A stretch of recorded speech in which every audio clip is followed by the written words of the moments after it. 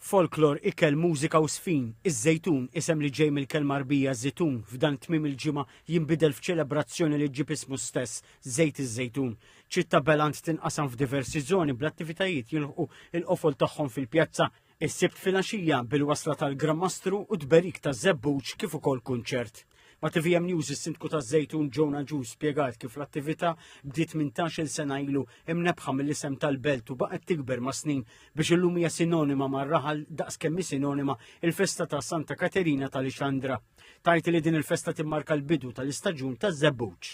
Dik hija l-festa tagħna qed nagħmlu festa għal żbir taż-Żebbuġ. Dak li jkun jaqtaw għas-salmura jew inkella biex jasru u jagħmlu żejt. Is-sindku taż-żejtun tispjega kif se jkun hemm diversi attivitajiet bis-semm ukoll ta' diversi għaqdiet żwieten. L-għana Maltija, ħna żwieten magħrufin għall-għana Maltija, għandek kunċert fi knisja parrokjali, għandek mbagħad isfin folkloristiku għandna 10 pajjiżi barranin li ħajjoħdu sem fil-sfin, għandek il-banet, laqda banda żejtun, laqda mużikali Belant qed jieħdu sem, għandek ħafna artisti artiġjanat ikun għaddej, tista' tgħid kollok iċ-ċentru taż-żejtun, tas-Salvatur, Santa Maria u San Girgor imżejnin kollha.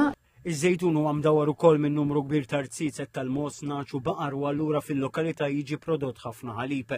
Tajt li dan se jkun rifless fl-attività. L-ewwel darba l-ħadd ħanamlu attività oħra flimkien mal-koperattiva tal-mos u n-naċ li ħajkonna il-moza qegħdin jaħilbu l-mos u n-naċ ta' kien ħin u barra minn hekk ukoll biex tiġi rikonoxxuta minn UNESCO il-moza Maltija. Fit-tnedija ta' żejt iż-żejtun il-Ministru Imbonnici u s-Segretarji Parlamentari Alicia Buġea Sajdu Ellison Zerafa Civelli qalu li din l-attività hija ċelebrazzjoni tal-ispirtu żejtuni fosthom iż-żejt ta' Żebbuġa li jorbot flimkien il-kultura, il-gastronomija u l-agrikoltura.